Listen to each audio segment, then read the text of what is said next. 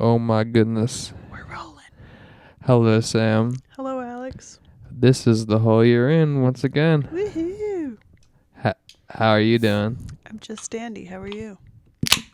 Oh, I'm doing great. We had a good day today. We did. Well, I woke up at like 9, got some cleaning done, pulled up to your house around like 2. Mm-hmm. What did we do? Pinky's entered the chat. Oh, Lord. Will he make a sound? We'll see.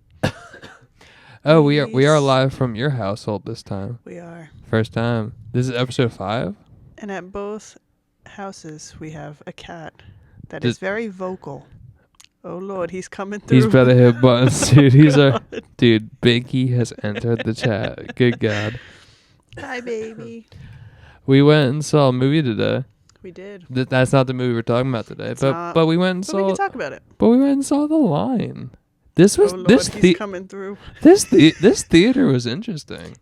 Okay, so I've never entered a theater from the screen. The screen. I've never done that yet. Yeah, that was a little interesting. Cinema City shock. in New York City. Is that correct? Cinema City? Cinema Village. Cinema Village. Yes. In the village. Yeah, this was a cool little theater. Hi, Pinky. Thank I you. love you so very much. I'm sorry. I'm trying to be locked in with you. I'm sorry. He's looking for love. But Cinema Village was a cool little theater. It was cute. I mean, we had to, it definitely not accessible. We did have to go down about 2 flights of steps to get to our theater. But you know, that was cool though. I love an old ass theater. Yeah, it kind of reminded me a little bit of, we used to have an old theater in my town. No longer exists, unfortunately, but it did remind me of that. But yeah, you enter from the screen. Yeah, basically. like you entered first, and you said, "Oh," and I didn't know what you meant, but I like, "Oh shit!" Everyone's looking because I've never entered from everyone facing you. When he says everyone, there was 2 people in there besides us. Well, there was a good 7 we sat, throughout the whole when film. we first walked in, there was only like 2 other people in there. Total, I think there was probably about 7 or 8 of us. But yeah, we went to see The Line. The Line, starring Alex Wolff from our beloved Naked Brothers band. Correct. And I've seen him in quite a few films. Mm-hmm. Like, I respect this man. I'm really proud of him, to be honest, because we're about the same age, to be honest. Yeah, like, we're about the same age. I think so. And I grew up watching him on Naked Brothers band, and then he was in Hereditary, and that kind of blew my mind back in the like when I first started getting into going to the movies and stuff. And he's been in a lot of good shit. Like Pig, one of my favorite movies. Like, it is very good. Like in general, like him with my favorite actor, Nicolas Cage.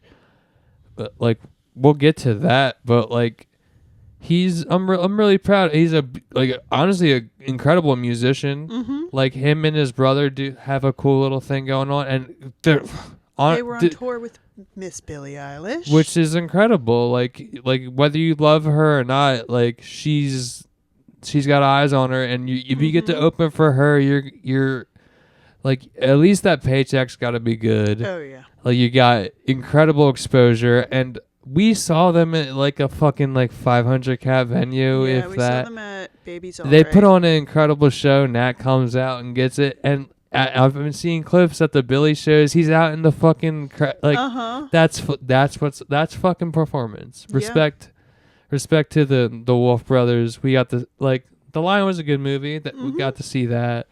That was today. Had John Malkovich in it, like very briefly, but I love John Malkovich from Con Air, and amongst being John Malkovich is like that's an insane movie. I hope we get to watch that one day for this. Mind your business. I felt it. I'm gonna spit my beer here, but yeah, I enjoyed myself today. I did like too. that was a good You called this out not the last pod, maybe the one before. That I can kind of clock what's going on in the movie pretty early into it, and I leaned you like, this is gonna take a dark turn, and boy was I right. It got dark. It was a real slow burn. I don't know. I mean, but it was just like really heavy, like dialogue driven, and like I usually, I'm the queen of sitting there and being like, oh God, it's really Like dragging on. you were leaning forward, But and I like was enjoying myself. you're into I it. I was originally, into it the whole time. I originally gave it a 4.5. I did. I kind of talked you You down kind of talked me down a little bit, and because I like still am like teetering a 4.5. I gave it a 4. Only because I really feel like there wasn't much for me to hate on. Yeah, like I there's nothing I can really like. It was all everyone was. I mean, That dude Bo Mitchell who played Mitch, which is Mm-hmm. kind of funny because his name's Bo Mitchell, so that's probably like intentional.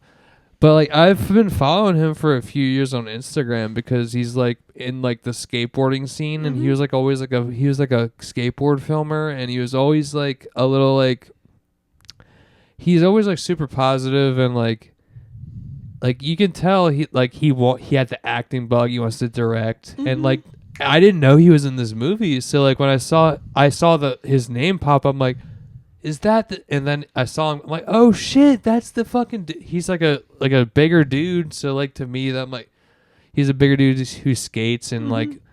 so like I don't know, I kind of identify with him.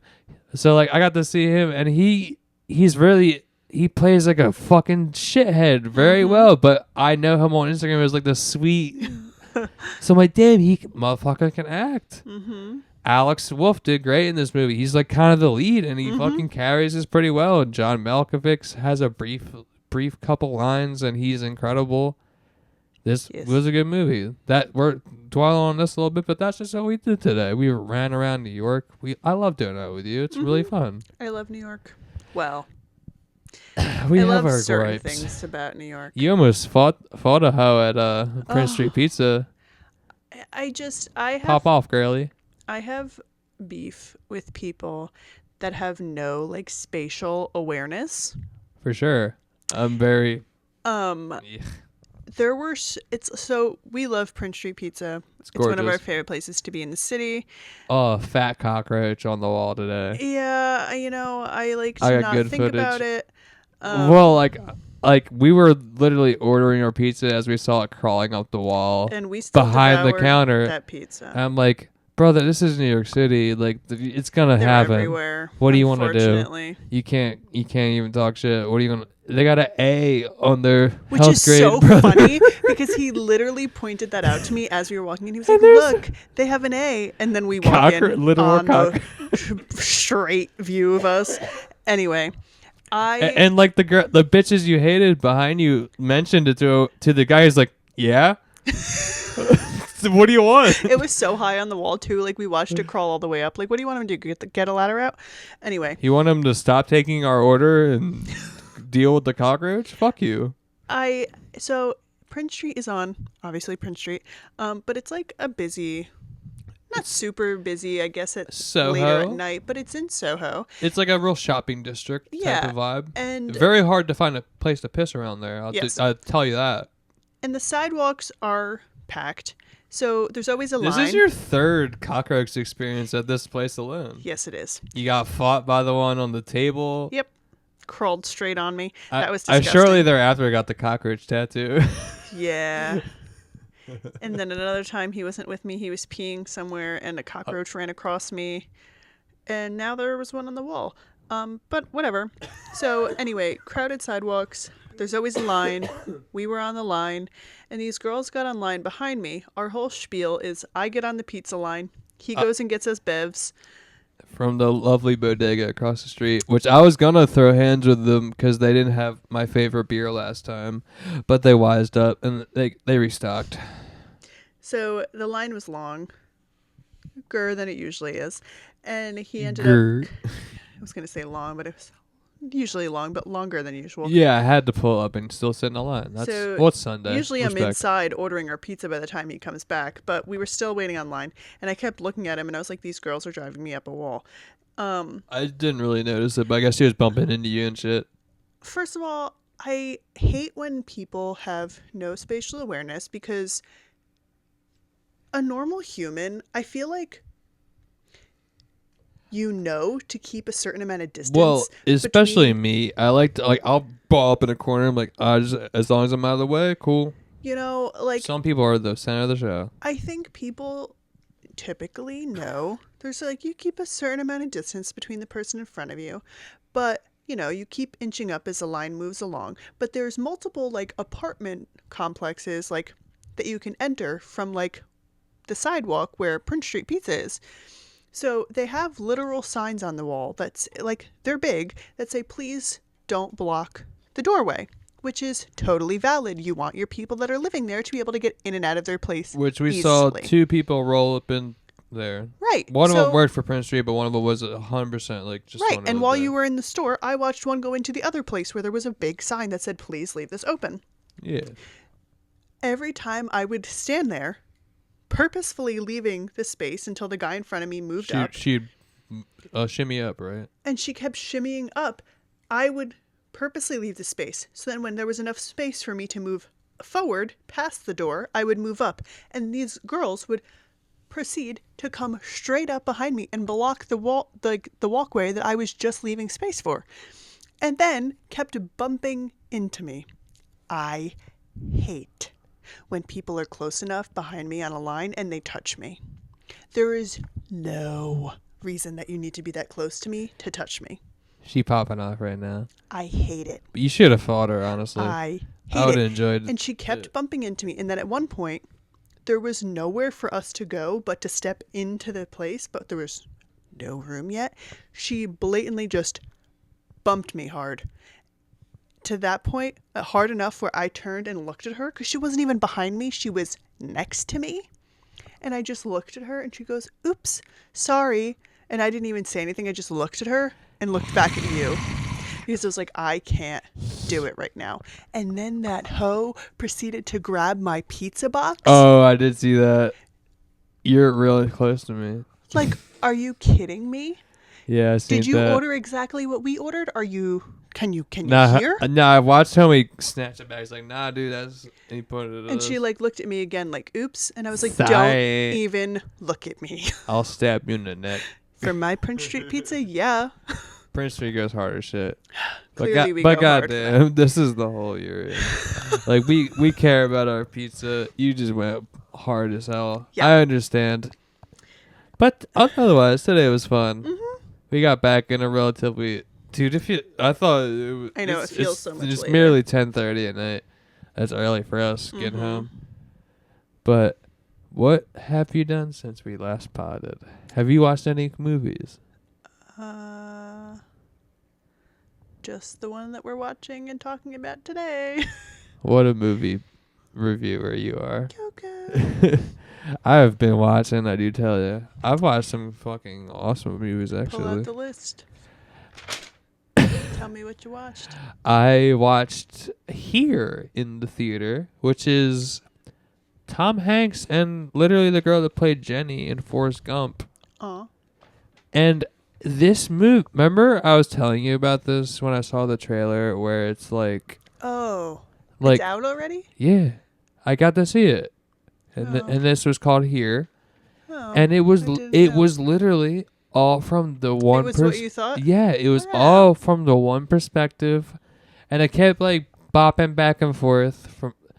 Because like it was literally if Forrest Gump was a house. Mm-hmm. Because like across the street, Ben Franklin's son lived or whatever. On the TV, like the Beatles play their first performance and you see it on there. Fucking there's like an Indian burial ground before the house was built. So it, like literally the whole perspective of the movie is the one shot from the one area of, and like you basically just watch it go, like you watch Tom Hanks grow up in this house. You watch the people who have it after Tom Hanks.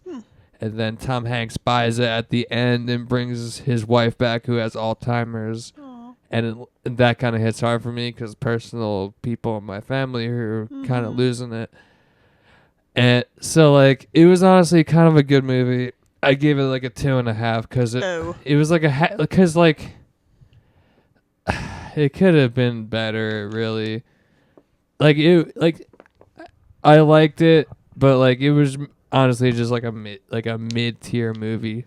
Like it was fine, but like nothing really happened in it. Like a dude had a heart attack in the living room. Oh. There, like I probably gave it like a rough review for 2.5, but Okay. I probably liked it more than that. But you know, I didn't realize it was out already. yeah, maybe I'll probably like bump it up to a 3, like as just like an average. Like yeah, but it was okay. But I saw it on like a Tuesday matinee in the theater, so theater was full of old heads. Yeah. But the rough thing was like 5 minutes left in the movie. 2 grannies pulled up. I think there's some seats up here.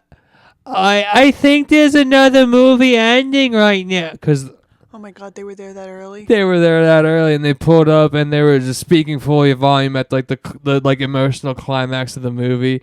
I can't see with the seat numbers. I think there's some seats open back here. I'm screaming into the mic because that's how loud they were talking in the theater when I'm trying to like. I was tearing up. I was like, it was an emotional climax of the movie. And then like pans out and shows like the actual house at the end. You like finally get to see the perspective of something else. Because it was a little bit of a drag, but like it was literally like Forrest Gump. Interesting. Again. So that was cool. I saw we watched Time Cut together, which I found out was popular because the lady who produced it or worked on it in some way was the lady who died from Alec Baldwin's hand. R.I.P. that lovely lady. It was fine. Yeah, it was okay. I gave it a 2. Yeah. Like I wasn't too captive. Like the time like I pretty much called it at the beginning. Again, I was like, see that nerd with the dungeon is for sure him in some capacity, and it turned out to be him time traveling. Yeah, it was a little weird. It was fine. I only picked it because I was like, well, it's number Y. Let me look. That was fine. Ooh. I finally got to watch Dragged Across Concrete. My dog, this might be one of my new favorite movies. 5 out of 5. Dragged Across Concrete. Controversial. Mel Gibson. He is rough around the edges. But Mel Gibson, it's like a bank robbery movie that's like hard as fuck. Like him and Vince Vaughn are like partners and they get like suspended from the force. And Mel Gibson's kind of a dirty motherfucker, and he's like, yo, Vince Vaughn, you want to rob these dirtbags and make a little cash because we're fucking suspended? And it turns out they're way bigger than they thought, and they're robbing a bank. And they're like, we about to rob these motherfuckers. It's fucking goes hard as hell. Dragged Across Concrete, 5 out of 5 on my part. It's goes hard as shit. Slay. And then I got to see Heretic. I was talking about this last week. I've been seeing this trailer for a while. There were some cool trailers when I saw this movie, actually. Companion looks pretty interesting. I forget exactly what that was about, but Companion looks interesting. Just look at the trailer. Heart Eyes is coming out. I haven't seen this till this trailer. Pardon me. I haven't seen this trailer till this movie. Hard Eyes is like a new slasher movie that's coming out. That's obviously going to come out during February. Like slasher movie with a dude who has like a mask that has heart eyes or something. I'll probably go see it for shits and giggles. It could be decent. Probably not. Maybe it'll be the mystery movie. Honestly, it probably might. The one coming out there's like 2.5. It's a long one. So we'll see what's up with that. Okay. Ooh, the Y2K looks kind of interesting. It's an A24 movie, which anything that A24 puts out, it's either gonna be like weird or dark as fuck. And it has the kid from the It movie that I enjoy so much. So I'm interested to see that. It's like. It looks kind of dumb, obviously, because it's literally about like if Y2K happened and the computers took over and shit. Okay. Like it just looks like a fun time. I don't remember if I saw. I've been seeing the poster, but I don't think I ever saw like a full trailer till this time. And then motherfucking Baby Girl with Nicole Kidman. Yeah, that looks interesting. That looks like it might be fun. And then girl, Paddington 3, January. We gotta get up on 1 and 2 again. I know we have to rewatch. Did I ever watch 1? I don't know. I think we did. Hi, Pinky. I know I have at least twice. Respect. Paddington 2 makes me want to be a better person. So I'm just excited to see what Paddington 3 has to offer. Me too. I don't remember exactly what happened in 2. Like where it leaves. I do remember exactly where it left off. Oh, God. I don't. Him and Granny. Remember she came to visit? That's right. Yeah. I'll start crying right now. Dude, Paddington 2 goes hard as shit. Like, nothing respect for Paddington Bear. Oh. Yeah, we gotta watch him again. This week on the whole you're in. Mm-hmm. Let me pull out my notes. You made us watch fucking Coco. No. The magic well, you put it on the fucking wheel. It was a good movie. It's fine. But what's your favorite holiday? Since this was a very holiday-driven movie, but like like cultural holiday. But do you have a favorite holiday? I do love Halloween, but I think I love Christmas more. As the person that I am, objectively, I do have to say Halloween. 'Cause, like, there's something about, like, Halloween where everyone's spooky and, like, shit's creepy, and it's, like, the perfect weather. Yeah. To me, perfect weather is hoodie. Oh, look at that boy. He's letting me rub his belly. Kitty cat rubs. But, like, there's nothing better to me than, like, hoodie weather and, like... I would agree. So, like, Halloween has a special place in my heart. But I love Christmas. I mean, I love Halloween, but I do really love Christmas. Well, free shit is always great. I mean, yes, but I love the lights, and I just love, like, the Christmas joy. Yeah, Christmas joy is pretty rad. I haven't really, like... Well, I've always enjoyed it as, like, a kid and shit, but, like... Not until recently when I've dived deep into, like, Christmas movies that have, like, love and joy, and I'm like, holy fuck.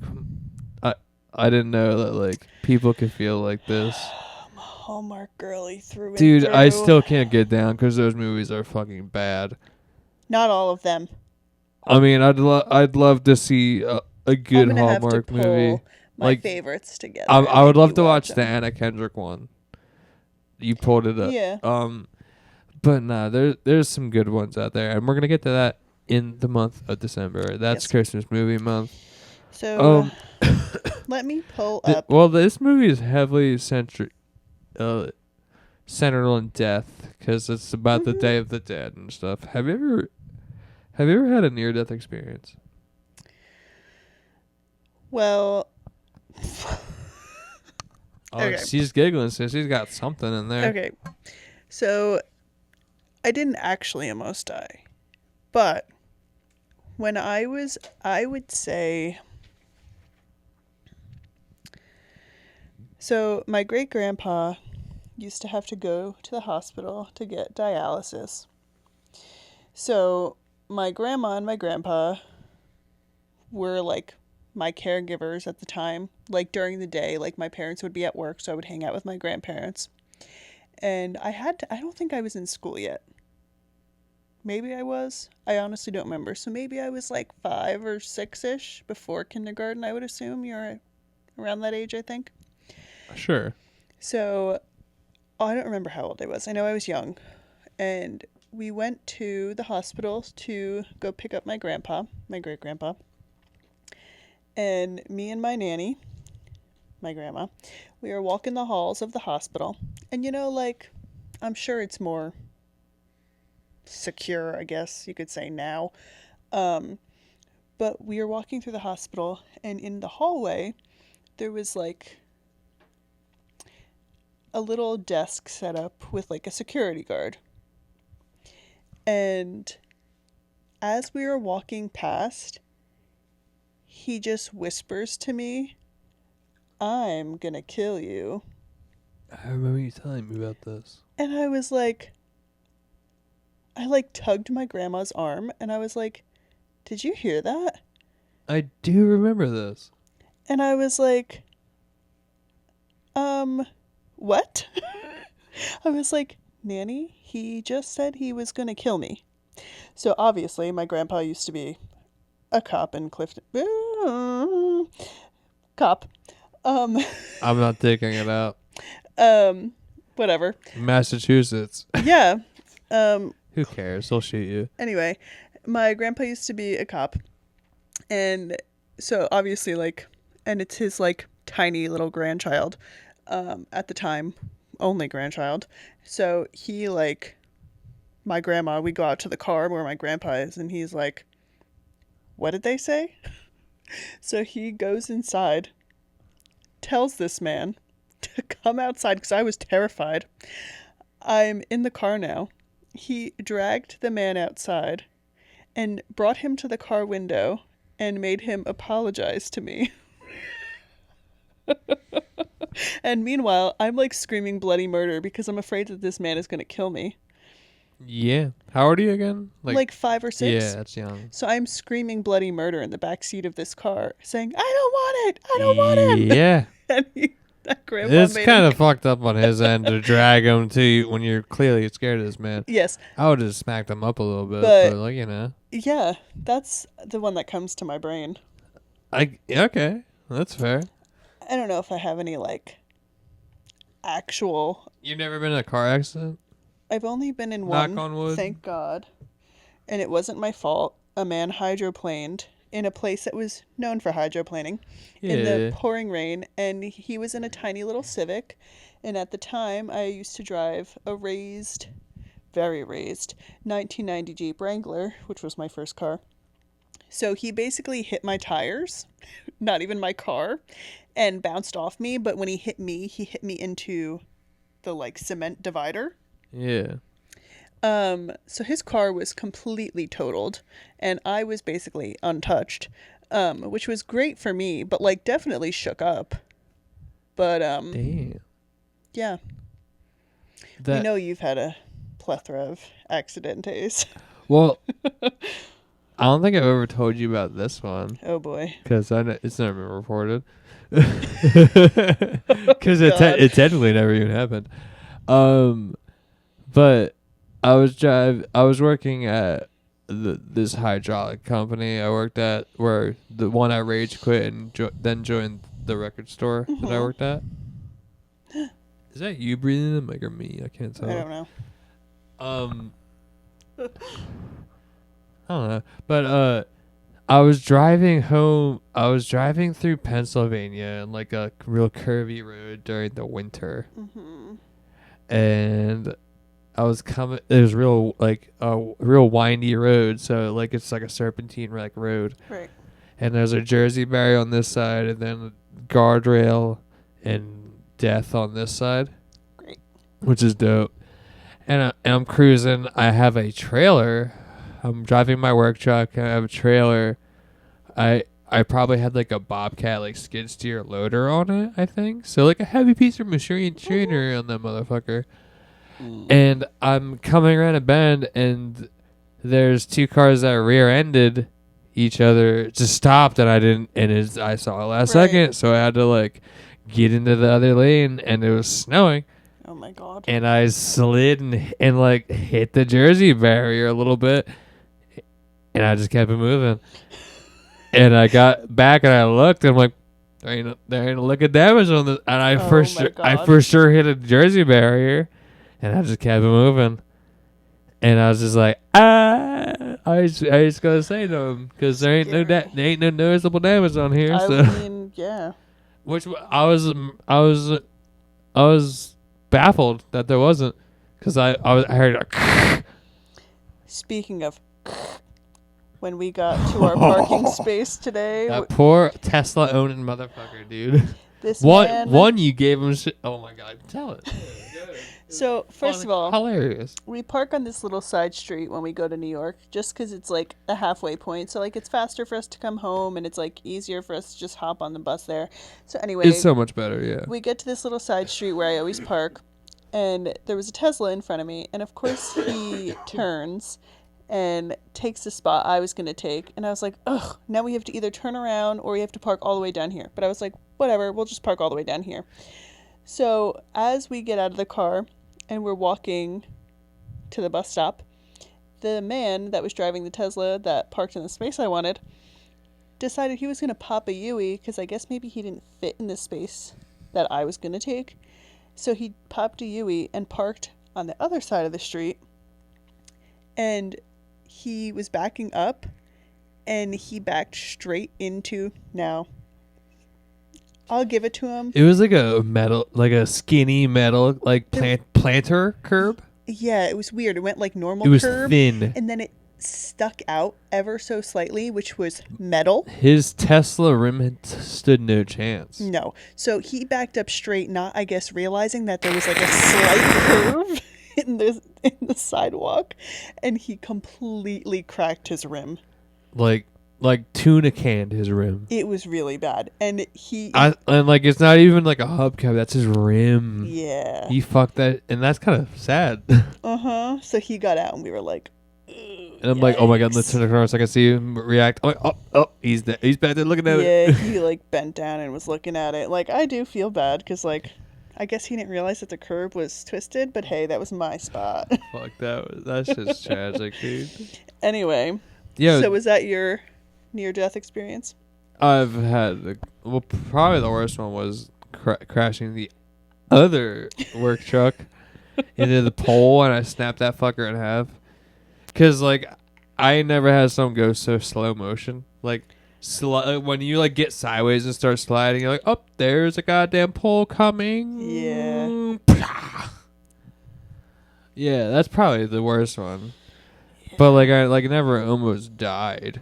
Thank God. Yet. Keep it that way. I'll try my best, sweetheart. You. I swear. Yeah, did your parents ever like forbid you from listening to certain music or watching any shows? Just like how our young Miguel from this movie was forbidden to listen to music? Not really. I'm sure maybe there was songs that they were probably like, ooh. You know, when you're a kid and you don't know what the songs mean, and you're like singing along in the back seat, and you're like, yeah, of course. I'm sure there were songs that they probably listened to the words and they were like, oh, maybe she shouldn't be singing that. Yeah. My lumps, my lovely lady lump, you know, something like that. Sure. Something, I don't know. But nothing that I could think of where they were like, no, you can't listen to that. Well, I was never forbidden from like listening or watching anything. Well, they frowned upon me watching South Park when I was like fucking 8 or whatever. Yeah. But when I got grounded, they took my like boombox away from me.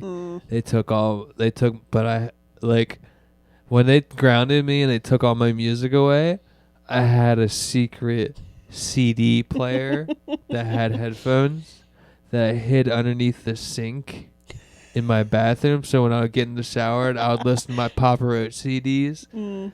So I could still have my music when I was grounded and wasn't allowed to listen to my boombox because I like cursed out my sister or something.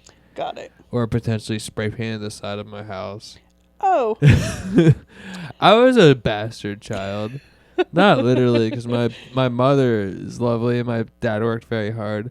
But I was a shithead. Mm-hmm. So I kind of probably deserved it. But, you know, I like my jams. I get it. Much like Miguel. Miguel likes his fucking jams. He does. Did we even tell the people? We're watching... Yeah, we watched Coco. Coco, which you made me do. So, real quick, let me just give you a laydown. So, Coco is, you know, based around the holiday, the Day of the Dead. Which, have you seen my Day of the Dead skull that I have in my room? I believe so, yes. It's on my windowsill. Mm-hmm. Yes. My sugar skull. My weed altar. Yes, your sugar skull. Yeah, it's dope. My mom got it for me somewhere. It's very cute. Yeah, she keeps buying me skulls, which I'm like, fine, skulls are cool. Mm-hmm. I like one with like bodies made into a skull. I don't know. Yes. It's like on my bookshelf probably. I've seen, yes. Yeah, what's up? Tell me about the Day of the Dead, please. Day of the Dead. So it's typically November 1st, November 2nd. It's like a whole day after preparation. Halloween. Yeah. So the ofrenda is what they use. It's like an altar. It's often decorated with orange and yellow marigolds, photos of your family members, food, drinks, and personal items. Just an altar, yeah. Yeah, I'm pretty sure I mean, don't quote me on it, but I'm pretty sure ofrenda just means altar. When we were at your beloved Tinga, did they have kind of a setup They over did, there? because they were like, it Prepping was their for it? prep for it, yeah. Cool, yeah. That's cool. I And love Tinga. they were all very nice to me. Mm-hmm. And they love you. They were like, Oh, yeah. you here on a new day. Holy shit. I love Tinga. My favorite. Tinga in Montclair, New Jersey. Shh. Go get it. They love me, and I love them. They're great. Keep talking. Anyways, so it's a day for you to welcome back the spirits of the deceased. Dancing is a big part of the day. Very dope. And it's not a sad day, it's a celebration. Yeah, like the spirit of this movie was incredible. I love how colorful it is. Yeah. It's very bright, very... And there's some things which I'll mention later, because we'll get through the whole movie. Mm-hmm. But is there any cool shit about the Day of the Dead that's like any like spooky or anything like fun? I didn't look up anything Cool like facts super or anything? deep, but also they have the Day of the Dead for pets, which is October 27th. Fuck yeah. So it's beforehand. That's And I kind love of probably what I'd prefer to pet some like dead dog And is. I love that because it's just supposed to be a day where you put up all the Yeah. pictures of like your prior passed away animals, and they're supposed to come and visit you. Brother, I often see these reels of they're like when you're out to heaven, hey, someone's been waiting for you, and there's a fucking dog running through a goddamn field. Like, if I got to see this motherfucker running at me through a field, look at him. You saw this running through a field at you? Are you kidding me? It's just like, Oh my god. It's a day for you to share memories and recall the happy memories and stories that you have with your pets, with your family. But yeah, I don't know. I love that, and I think and I saw a lot of people. It's a very cool. It's very dope. Yeah, and a lot of people I saw this year talking about it on TikTok, and like people were like asking questions, like. And honestly, like the imagery and like how they paint their faces and all, like the sugar skulls and all that shit. That's honestly very cool. And they're like, everything in this movie was skull shaped, which is kind of fucking awesome. Yes. Yeah, it's a very dope holiday, honestly. But a lot of people I saw like asking, like, is it okay that even if I, am not. Yeah, like cultural appropriation. Right. Is it shit. okay for me to set up an altar? And a lot of the people are saying, like, yeah, we're not banning you from our culture. Right. Like, or whatever. That's a great thing. If you want to set up an altar to see your family or to see your pets again, like, I love that. That's adorable. Yeah. I would like to do it next year. If you want to get into it, sure. Yeah, I mean, not so much for my family, unfortunately. I mean, God knows where we'll be next year, unfortunately. Who fucking knows, man? But I would love to set up a pet one. Start there. I would love to spend a day with all of my prior pets. Honestly, yeah. And yeah, like the spirit guides and shit. Mm-hmm. And Binky's a spirit guide, brother. Yes. But before we dive into this movie, do you want to do a couple bits before we dive in? We are 40 minutes in this motherfucker, but this movie is it's probably kind of light on, like, it's a pretty straightforward story. So let's have a little fun here. Okay. Would you rather do some Pixar trivia, or do you want to do, because this is a Pixar movie? Mm-hmm. Would you rather do Pixar trivia, or you guys? Do you guys? Hi, smash that like button. Never. Do you want to do Pixar trivia, or do you want to do Pixar top 5 first? All right. What's your number 5 of Pixar movies of all time? Oh God. Okay, this was actually kind of harder for me than DreamWorks. This was hard. What's your number 5? My number 5, I think. I do have like honorable mentions. I'm sure. I like was really like I kind of fully put nostalgia goggles on for like the ones I've watched the most. So that's where I because struggle. a lot of these I've watched on repeat for years and years and years and years. Right. So now, I kind of have to look at that. I struggle because I feel like some of my honorable mentions should be like higher. I'm sure because honestly, most Pixar movies are fucking incredible. And I even looked and like there's some coming out. Toy Story 5, etc. Anyway, I think my top 5, number 5 is going to be Luca, which I know you haven't seen it, but let me tell you something. I'm not sure I've ever even heard of it. Luca, it came out a couple years ago. I have a photo of me somewhere that I'll have to find. I was a wreck. Literally, when that movie ended, I had tears streaming down my face. How do you spell Luke? L-U-C-A? Luca. Luca. Luca. It is so cute, but also like just tugs at your heart. Can you give me a brief synopsis? It's based in Italy. So also super colorful. Love that. Sure. But like it's Luca and I don't remember their names, but there's a little girl and another boy, and they're all friends and whatever. And some people say maybe it's like a queer movie, An ally. I don't know. Are you queer? I'm not.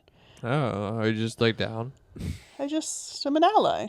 Same. We get down. Yeah. I was just wondering. But they're just okay. Just an ally. But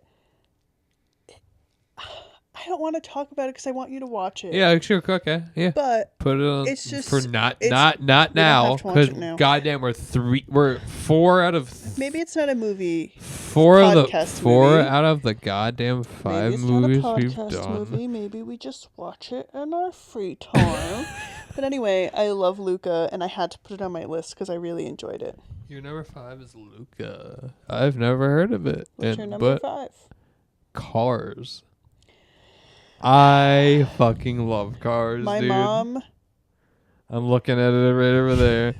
My mom. I fucking love Cars, I walked out of the room one day, and I just hear, "You don't like Cars?" She told him my secrets. And it's not that I don't like Cars. It's just... told you. You don't remember that? You remember? Well, now I hate you, yeah. Yeah. I don't Cars goes hard. Life is a highway. I don't know. I'm not into Cars. Like, I don't give a shit about Cars either, but it's a fucking awesome story. Yeah. It's a fucking self-centered asshole who learns how to fucking cope with the fucking little town folk. Mater tells him how to fucking live his goddamn life, and the goddamn Porsche with the tramp stamp. Yes. I enjoy it. it's never going to be a movie. Owen Wilson is Lightning McQueen. Wow. Yeah. Fucking Larry the Cable Guy is Toe Mater without the tuh. Yes. Fucking gangster shit. Well, like that's just that came out at like the peak childhood for me, so that one hits hard. I've watched it a lot. Cars 2 is kind of garbage. Cars 3 is gangster as fuck. Oh, what is your number 4 Pixar movie? Monsters, Inc. Oh, it's on my list, but a little bit higher. Do tell. Why is it number 4? Why is Monsters Inc. number 4 on your list? I don't know. I love Monsters Inc. It's definitely nostalgic. It's big nostalgia, and like for years and years and years, it was like a one-hit wonder. Like that shit. I watched it a lot. That was like one of the VHSs we owned. Why is it so low on your list? I don't know, because there was a lot that I had to pick from. I guarantee you got some bullshit on your number 1. Shut up. We'll see. But yeah, Monsters Inc. What's your number 4? Finding Nemo. Okay, Finding Nemo's my number 3. Okay. I lied. No, it's not. Well, okay. It's my number 2. Well, yeah, Finding Nemo is probably number... Cars is number 5. Finding Nemo is number 4. Because this one I probably watched just as much as the higher ones on my list. But, like, I don't know. They didn't spawn as much culturally as the other movies on my list that I'll get to. But Finding Nemo is a fucking amazing story.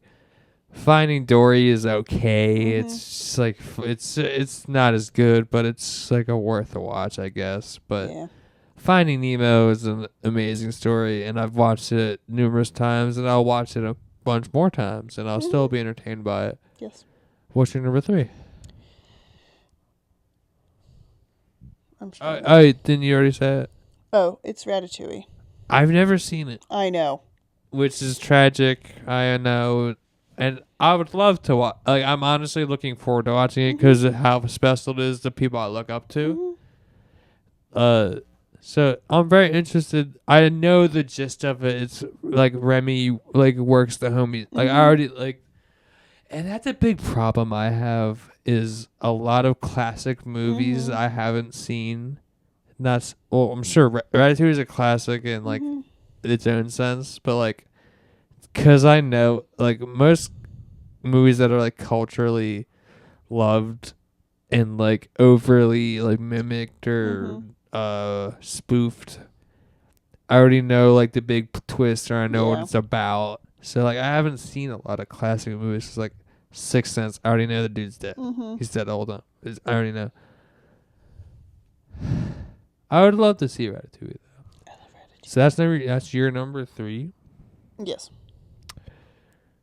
Okay. So I guess I'll go to my number 3. Toy Story 2. Okay. I fucking. We'll get into Toy Story, but that's you can guess where that is on my list, brother. Toy Story 2 is a magic like Woody gets to meet up with his like counterparts. He's like, oh shit, I'm actually he like finally feels like he's somebody. And Berserk pulls up in the fuck. It's a real fun movie. I fucking love Toy Story 2. What's your number 2? Finding Nemo. Okay. Why do you love that more than all the other ones? I don't know. Again, it's like just nostalgic, and I love Finding Nemo. And I should have it higher, but like I kind of rank these other ones high because my number 2 is Monsters Inc. Because the cast is insane. Billy Crystal is Mike Wazowski, and like I think I mentioned last episode, my like special little toy was my little Mikey. I fucking love that thing. I genuinely want to try to find it. I don't know if it still exists. But Steve Buscemi's Randall, gangster. Steve Buscemi's a bad motherfucker, dude. I love Steve Buscemi. John Goodman is Sullivan, dude. Come on. Sully. Gangster cast, and it's an awesome fucking story. Monsters University kind of rips, dude, honestly. Boo goes hard as shit. Adorable storyline there. Oh my god. What was your number 2? Nemo? What's your number 1? You're gonna be so mad. I'll fucking punch you in the face. I love you though. My number 1 is Up. I can't. I'll respect it. Thank you. Let's do it again. Pathetic. But nah, I respect that. I genuinely respect that. Thank you. That one goes hard as shit. Up. That first 5 minutes of that fucking movie. I know. Will break any of the hardest motherfuckers you've ever met. I know. The first 5 minutes of that fucking movie will break you as a fucking man. I love everything about it. It makes you cry. The dog. Makes you laugh. It makes you smile. The Boy Scout. The fucking old man who learns how to fucking be a... Kevin. I love Kevin the Big Bird. Genuinely an amazing flick. Damon Colonis is a psycho because that was one of the movies he downloaded to watch on his flights that I've been on flights with him for. Has been Up. I'm like, you want to fucking weep over here, brother? What is wrong with you? I love Up. He puts Endgame and Up, which are 2 devastating movies. What the fuck? Okay, well, I guess we can guess your number 1. Toy Story. That is my fucking favorite movie, animated movie of all time. Every part of it, you got a friend, like got down to the soundtrack, like all the every heartstring. I don't know, is Wheezy in that one? The squeaky penguin. I'm Wheezy. My eye is twitching. Toy Story just hits. It's in my honorable mentions. It hits what's your honorable mentions look like? Toy Story. Toy Story hits so hard for me. So like that's, And it's like the second one. Bug's Life's fine. It's whatever. Whatever, who cares? But Toy Story, that's Shining carpet, brother. There's Shining references in fucking Toy Story. Mm-hmm. In Sid's house, the Shining carpet. Which one I'm gonna mention? The Toy Stories, because they do all slay. Every one of them. I mean, they all pretty much slay. I did see 4. That's the one with the spork. Oh, I don't know if I ever fully saw I that think one. I saw it in theaters, and I was like, it's fine. 3. That's with the teddy bear, right? Brother, when I say I was like, when did that come out? I had to have been an adult. Oh yeah, it wasn't that long ago. I saw it in the drive-in theater in Delsey Drive-In. Mm-hmm. As a grown man with my mother and my homies all weeping. Like they're like going into the incinerator, they're just accepting that they're gonna die, and I'm like, oh my god. Yeah. Dude, every Toy Story I've seen so far has gone pretty. I'm not too sure about the 4th one. I don't remember if I saw it like in full. What? And The Incredibles. Yeah, that's honorable. love The The second Incredibles. one kind of fucking honked. Yeah, but the OG, I love it. Alright. Yeah, I love it. Yeah, respect. I fuck with The Incredibles. Do you want to do some trivia? I'm scared. I think you'll do well. Okay. Because we've mentioned most of these. Okay. We're into the Fix Our Trivia segment. Are you ready? Mm-hmm. Can you name this movie? I hope so. This is a quote. But look at my little arms. I can't press fire button and jump at the same time. But look at my little arms. I can't press the fire button and jump at the same time. Monsters, Inc. Toy Story? Do I give it to her for a second guess? No. Meanwhile, his trivia's he got like 4 tries with guesses. I'll give you that. That's okay. I have that's 1 out of 4. I'll give you. Okay. Because you did guess at the second one. Okay, who said it? Who said that? But look at my little arms. Oh, the T-Rex. Whatever his name is. I can't Rex. Rex, right? Yeah. Yes. I'll give you that. Okay. All right. When I heard Little Arms, I thought of Mike Wazowski. That's why. Mm-hmm. Okay. I think I've got a plan here. Using mainly spoons, I'm sorry. I think I've got a plan here. Using mainly spoons, we dig a tunnel under the city and release it into the wild. Oh, God. I think I've got a plan here. Using mainly spoons, we dig a hole under the city and release it into the wild.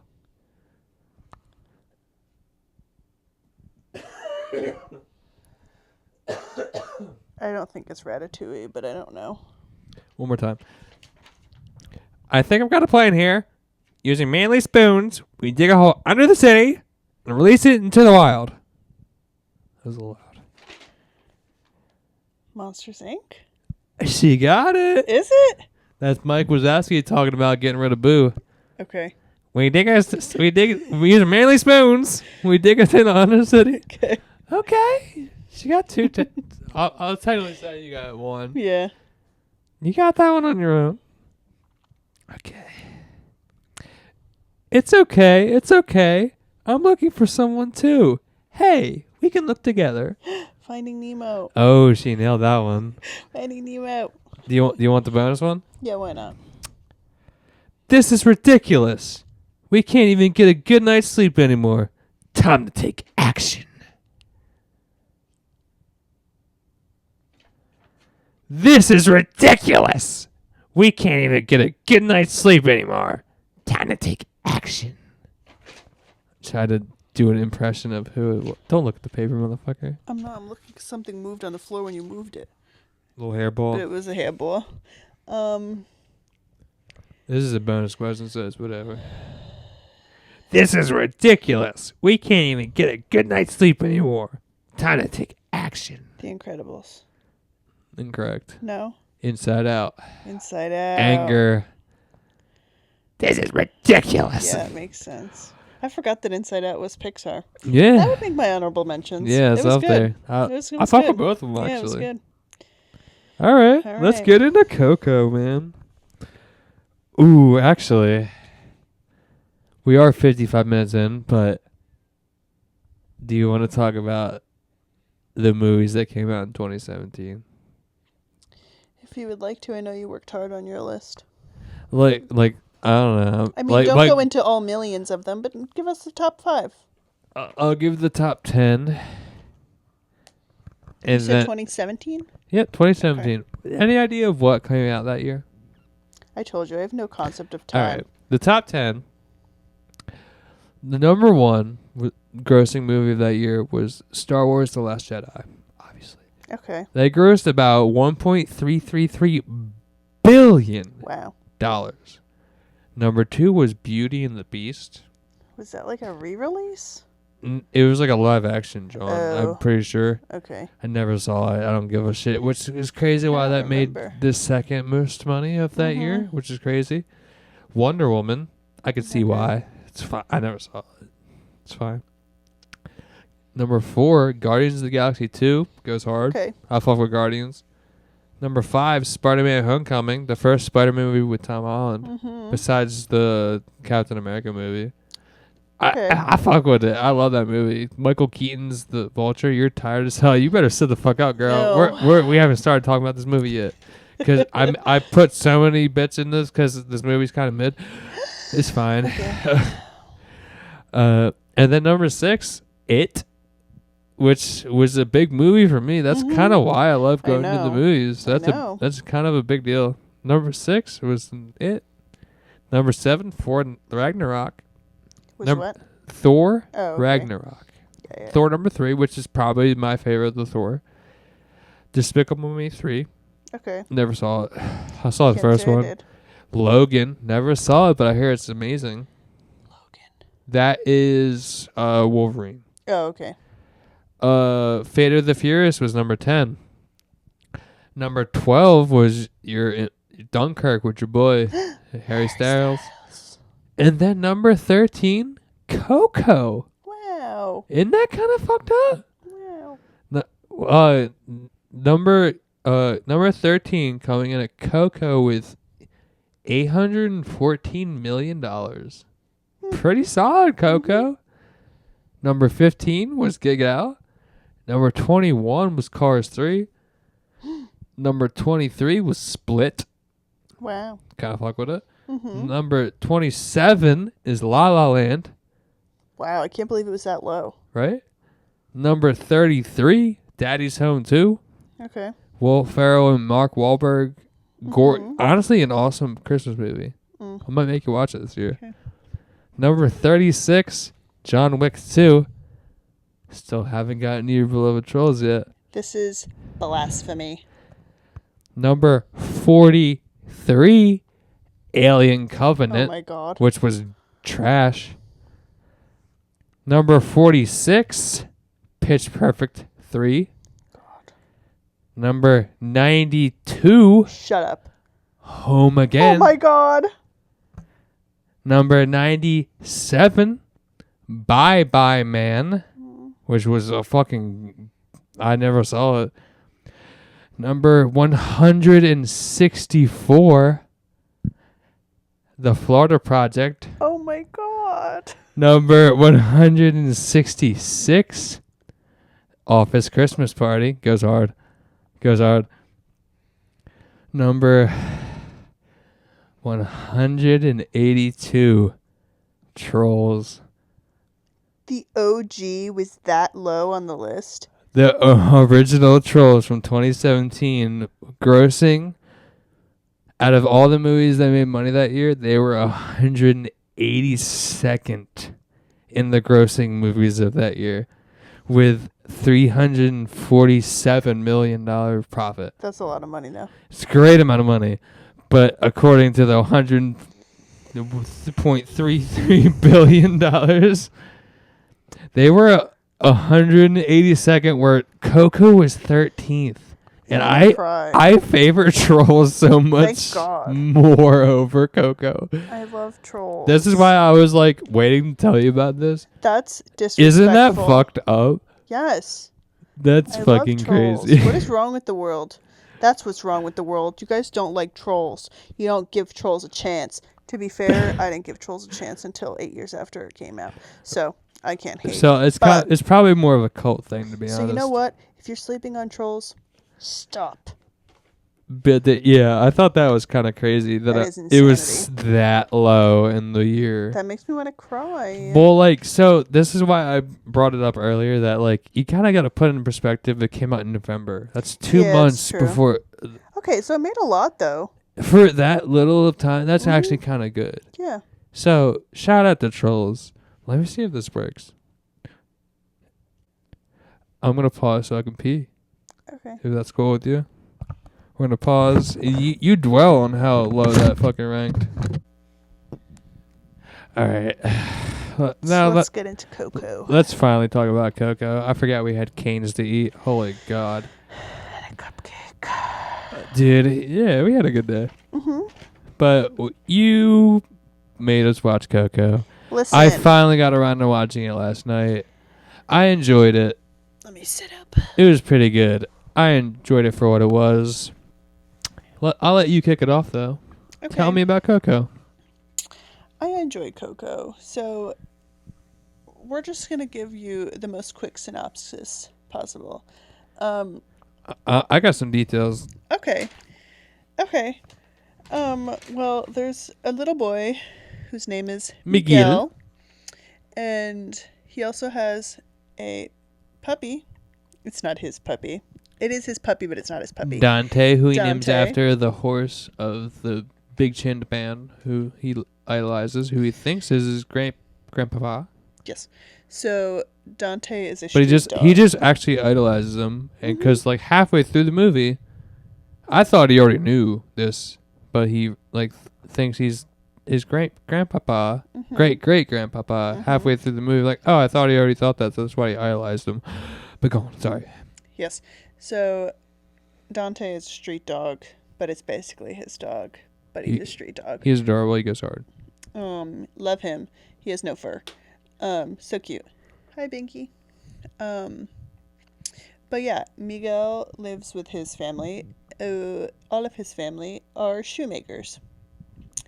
Yes. And they want Miguel to... And they say shoes brought the family together. Yes. Keep that in mind. Yes. The shoes brought the family together. Yes. And they have their ofrenda set up because it is soon to be the Day of the Dead. And on the ofrenda, it's got the aunts, the uncles, the great-great-grandmother. And then their grandmother, who's dead, correct? With a picture of... with his head ripped off. That's the great-great-grandmother, yes. Yes, okay.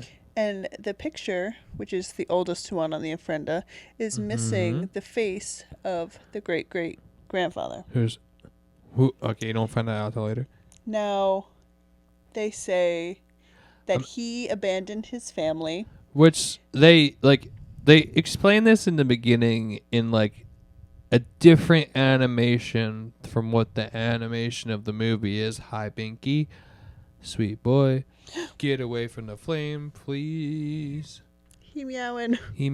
Hi, baby. What do you got to say, Binky? Oh, it's hot. Yes. But, so, like, I'm kind of have a gripe with... I don't really care, but, like, it kind of annoys me when animated movies have, like, a storybook animation to, like, explain. So, here's where we... Like, how... Like, Trolls is an exception, because Trolls is amazing. Whereas a storybook, like... We're all trolls. This is so like animated exposition. There it is. It's fine. Go on. So, great-great-grandfather is musician. They say that he abandons his family because he leaves the family to go, like, on tour or whatever, and apparently never comes back. I have great-great-grandpa left the family for the riffs. Yes. For the riffs, brother. The family says no more music. So after that happens, they ward off music forever. So still to this day, they are not allowed to play music, listen to music, be anywhere near music. It's all banned from the family. And our homie Miguel idolizes this dude who do you have his name written? Ernesto, it's right? Ernesto whatever Yeah.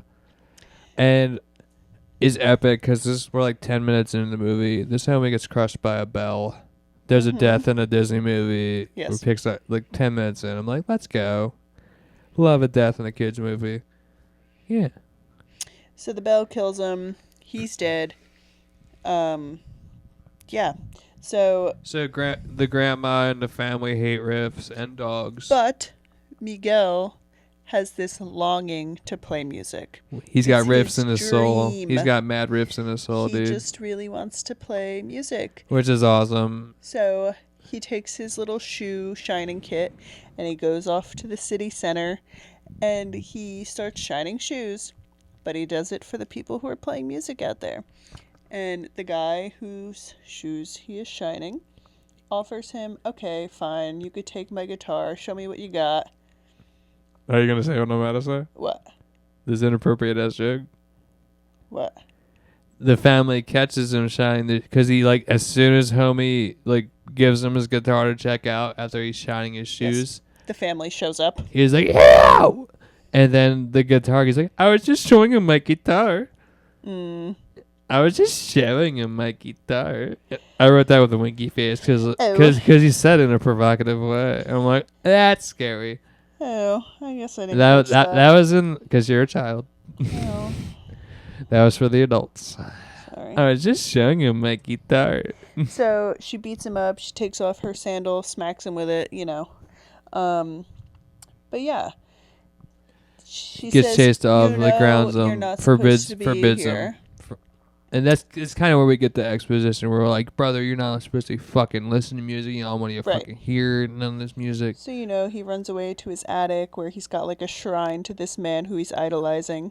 And he like has like a VHS of the dude playing a concert. And so this is where shit gets crazy, in my opinion, because he has like a crazy guitar that he built himself that has like nails as frets. Mm-hmm. How in the fuck is this thing in tune? I don't know. Like, I saw him like... It's Disney. I understand, but like later in the movie, you see dudes carefully tuning guitars, and I'll get there, because... I'll get there, whatever. But how the fuck does he tune... How is this shittily thing tuned so well, but he's riffing, and that's... it's gorgeous, because he's... You can see how much like love he has for every fucking note he's playing. Right. You can see it in his face how much he enjoys it. All he wants to be is a musician, and that's beautiful. I understand. So, his family decides, he's been acting out. He doesn't want to hang out with his family. He wants nothing to do with the holiday. Oh, I know what he needs. He needs to start making shoes in the shoe shop. And he's like, y'all, no. Nah, fuck you. And he kind of dipped out. And also, this is like at the point where they're like, he's like, was this my grandpapa? I'm like, oh, I thought, because he like unravels, because he makes the thing fall. Yeah, the picture frame breaks. The oldest one falls from the shrine. And he like unfolds it, and he's holding the guitar of the guy he idolizes so much. He's like, "Is that my great grandpapa or great grandpapa?" He assumes that Ernesto is. So I thought he knew that the whole time because I'm dumb, I guess. But then he finds out. I'm like, oh, now he's on a new mission, and then goes to homie's grave, his little mausoleum, correct? Yeah, that's right after, right? Yeah. So what happens is the grandmother. When he was shining the guy's shoes, he told him about some competition that was happening, and he wanted to partake in the competition. Yes. And the winner gets to play with his big idol. Ernesto. He's dead. Oh, it was just a Day of later. the Dead. Yeah. Just a Day of the Dead You're performing correct. thing. So he's it's a like, movie. family, listen. What I need to do is play music. Look. And Grandma says, absolutely not. She takes this guitar that he built and smashes it. Because she hates riffs and fun. And she thinks the answer is to break the guitar. He's worked so hard to build. So angry. Which I understand. Which I would have punched her in the head. Yeah, I would have decapitated her. He just like looks like he's going to cry, and then he runs away from home. So he runs away from home with Dante. To Ernesto's mausoleum. Yes, and he asks people first. He's like, does anyone have a guitar I could borrow? I need to get into this contest. And they all say, fuck you. Everyone says, no.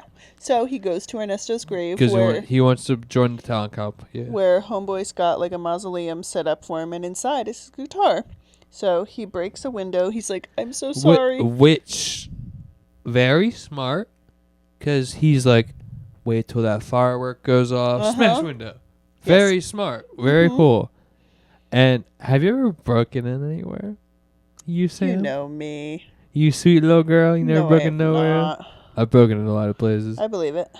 I'm not going to get into it, but I thought you might have a fun story. But so. maybe one day when we have a nice a B&E movie we watch.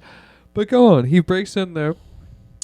And he's this all turns into a hallucination. Yeah. So he's like, I'm so sorry. Which he apologizes a bunch.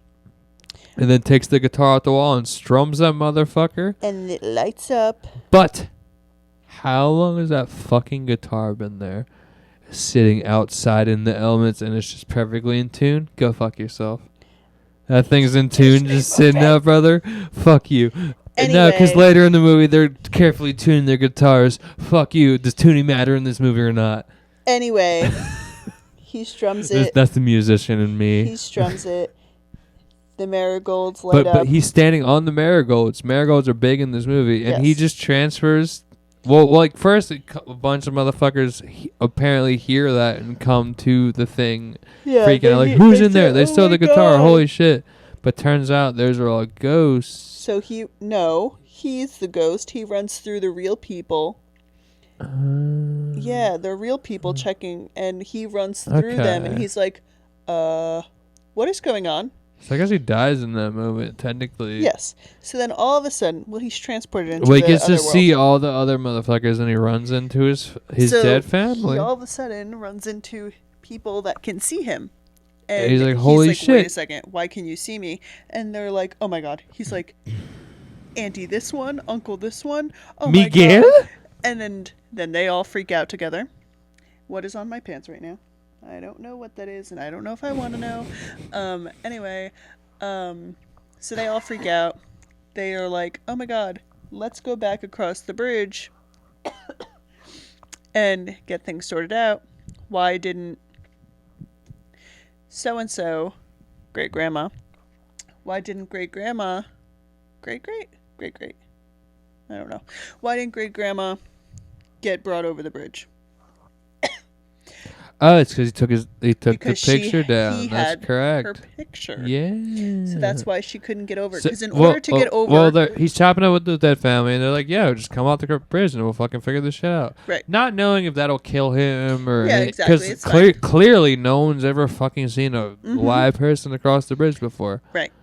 So in order to come over from the spiritual world into the current real world, you need to have a picture up on an ofrenda. To bring you into the real world. Which is a very fun concept. I love that. Very cool. So they bring him to like the customs, basically. So he's coming through customs, and like you see a dude dressed up as Frida trying to get through, and you're like, oh, clearly this guy's gonna fucking mean something to the story. Right. Otherwise, why would you be centering on this guy? Right. So he struggles. They finally get over. What was the flowers again? Marigolds. They get over the Marigold Bridge, which is very fun, because I'm sure lore has something to do with that. And they finally get over there, and the animation is great. The colors look, they're popping. That looks awesome. But heaven looks like shit. It looks like a fucking New York City apartment stacked on top of each other. It looks like my personal hell. Yeah. It looks mid as fuck to me. I understand. But, like, I guess that's what heaven looks like to them. And I don't that's fine, I guess. And then, like, he gets over there, and then what? He gets through customs. they see the great I can't think right now. Oh yeah, The he runs in the great great grandmother who is married to blah blah blah. Hey Miguel, why can't I get over? He's like oh, and he like, unfolds the picture he has in his pocket. He said, "My bad, bro." So they found out that the reason she can't get over is because he has the picture. I can't remember if he discloses to them at this point that it's because he came because he wants to find the great great grandfather. I don't remember. But anyway, she's I don't think so. She's like, listen. Because they all beef him. Yeah. So she's like, listen. Well, they never let him in on the big thing that gets revealed. So. Which kind of immediately you kind of can tell, like, yeah, this guy kind of looks more like you than the other dude with the gigantic chin. Right. So she's like, cool. All we have to do is hold this marigold. I say a thing. We get rid of the curse, and you get sent back. You put my picture up. All is good. Yes. But in her demands, in her little speech that she has to say to get him back, you're not allowed to play music at all anymore. Right. So she's allowed to tell him whatever she wants. I give you my blessing, but this. But you can't do this and this. So obviously she says, still no playing music. And he's pissed. He says, fuck you. Yeah, he's like, no. So he runs away. He's like, I have to go to the bathroom. And then he runs. And he's like, I'm going to go find my fucking great-grandpapa who's a musician to give me my blessing, who will understand that my love for fucking music, and I'll be able to go back and do what I want to do. Right. So he has to find him. He begins his quest to find Ernesto, De la Cruz, who he thinks is his great great grandpapa, and his great grandma has these spirit guides that are I don't know if it looked like this on your TV, but these things are animated like good dog shit. Yeah. They don't look very good. But the idea is fun because it's like a fucking demon cat that has wings, and it's very cool. Yes. And, yeah, like, it's a fun... They all look kind of cool, but they look shitty. Because, like, the skeleton animation looks pretty fun and good. Yeah. Which, speaking of the skeleton animation, why do they got eyes, though? Yeah, I don't know. If they're skeletons, why the fuck they got eyes? And also, is there, like... Do they immediately come to skeletons, or is there decaying versions of these like? No, I don't think. I think they just automatically. Do you straight go skeleton mode? I think so, because the whole point is that he's slowly becoming a skeleton because he's in the dead world. I guess, but realistically, where are the rotten dudes? I don't know. These motherfuckers. Anyway, in the midst of him running away, he hears the one that was pretending to be Frida trying to get out through customs a different way, and he hears him saying, oh, well, I could get you tickets to the big show with Ernesto tonight. I know him. We go way back. Which they actually do, as you find out. But his terms with Miguel are like, yo, but since you're a real boy, since throughout the whole time he's in the other world, everyone's looking at him like, what the fuck, that's a live guy, what's going on here? And he's like, yo, I'll get you to Ernesto's concert. You can meet him if you can bring my picture back and put it on the altar so I could visit. You don't know why yet, because he drops it later and it's very hard tugging. But he's like, yeah, I no one fucking remembers me, bro. Like, I want to come back. So like, if you can put my picture on your mantle, I'll get you to go see your fucking boy. And he is like... So he brings them in where the fuck did they go? Where, like, he runs into actual Frida, and they're... So like, he's like, oh, there's going to be, like, a party, like, a pre-party, basically, of he them gets going... them into the pre-party. Frida's there. Like... She drops some knowledge. She's there for exposition lore, but she's also, like, having a performance... Which that animation looks really cool.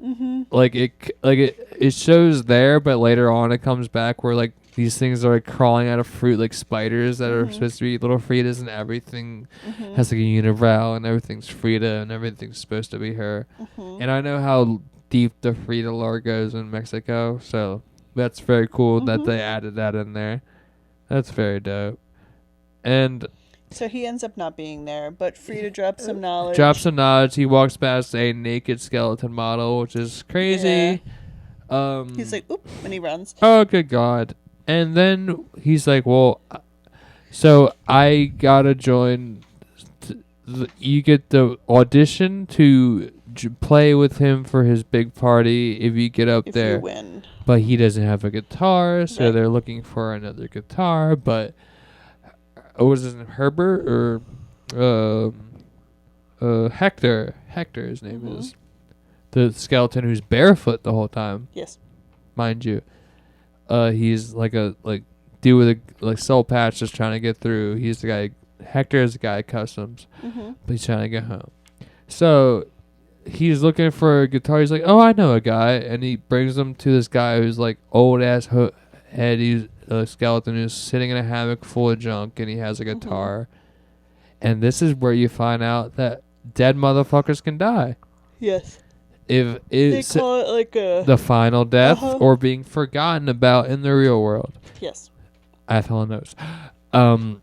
So if you're like all your family dies off in the real world and no one's in the mortal plane to remember you, you eventually get Thanos dusted and you just get forgotten about.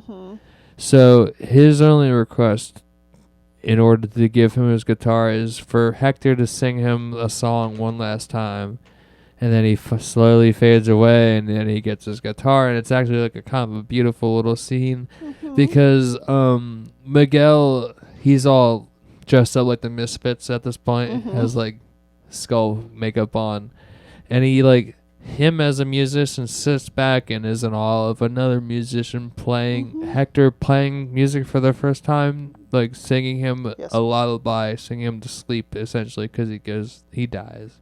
He dissipates into nothing.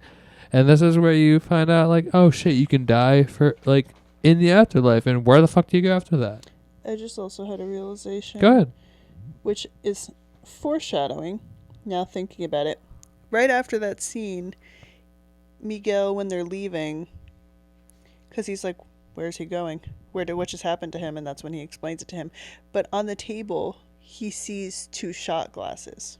Yeah. One for the boy. Foreshadow. And he like looks at it and then they just leave. He takes one, flips it. Foreshadow.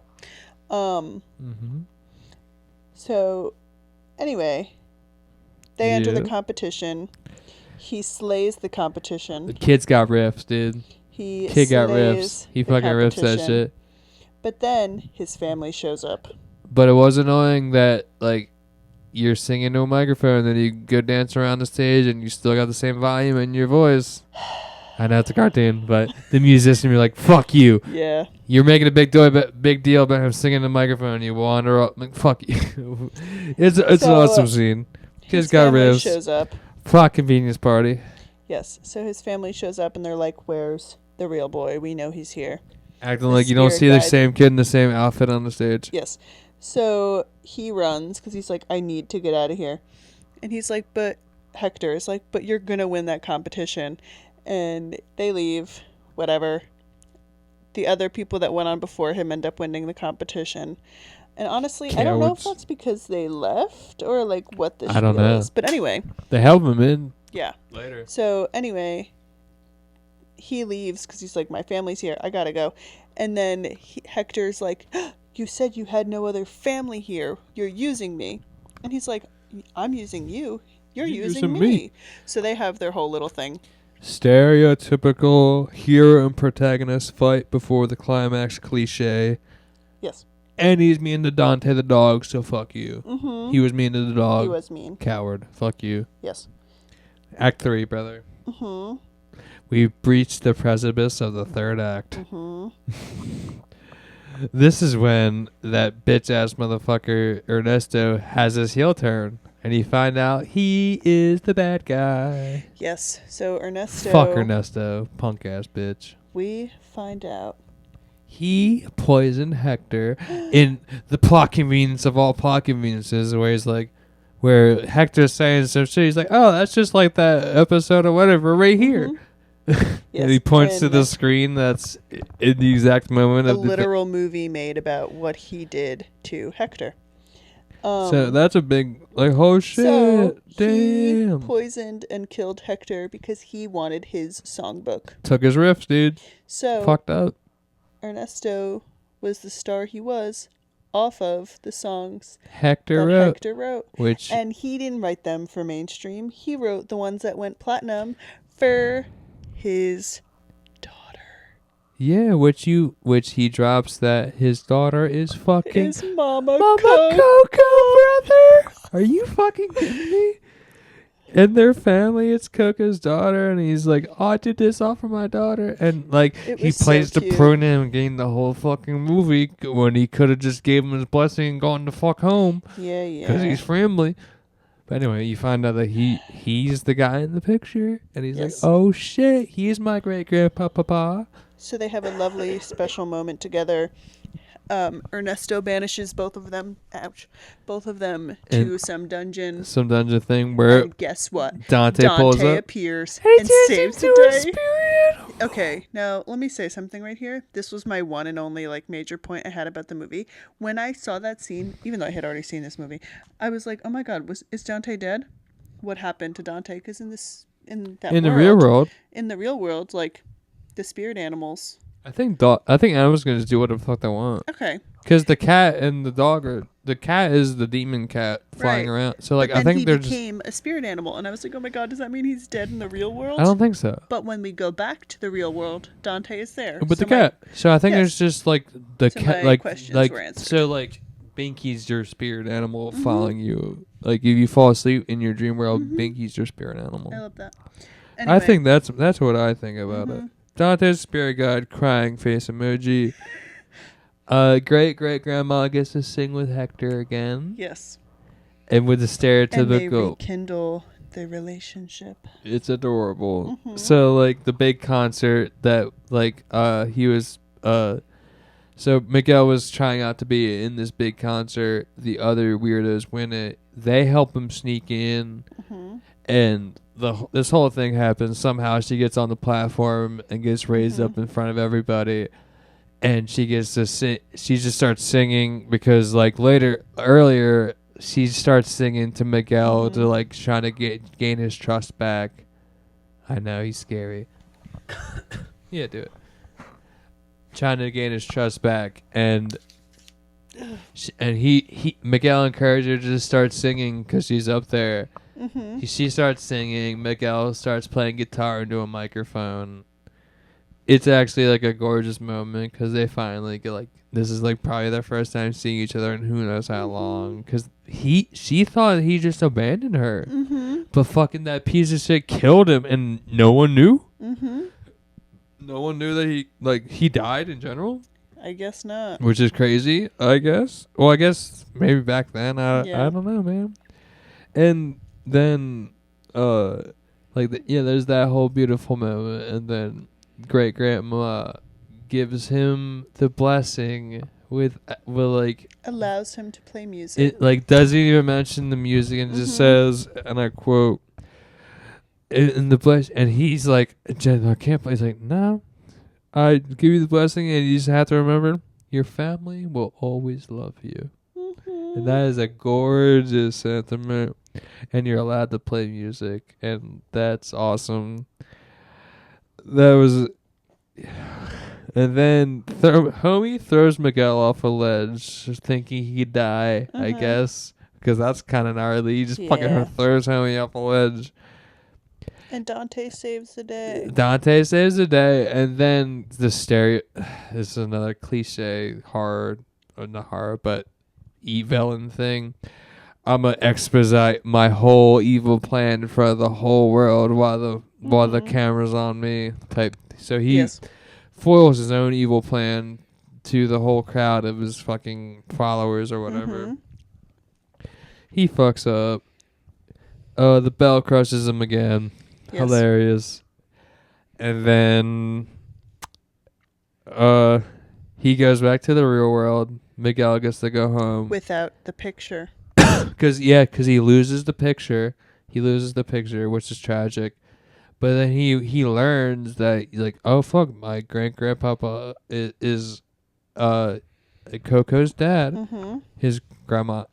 And this whole time, the Hector is slowly deteriorating because Mama because Coco he again probably got Alzheimer's or dementia, right. like I was mentioning with here earlier. So she's like slowly losing her memory, and he's slowly fading. Him. As was the dude in the hammock, and that was exposition to let you know that this was going to happen to him.